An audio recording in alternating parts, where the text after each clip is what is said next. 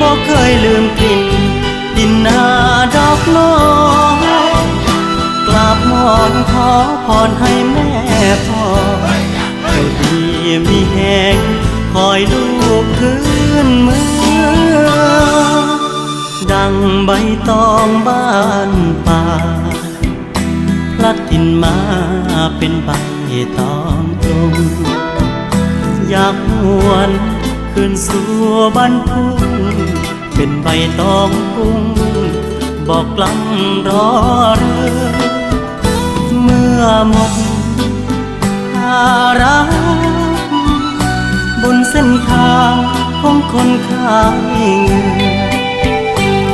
ชีวิตจากนั้นที่เหลือก็สร้างทำเพื่อ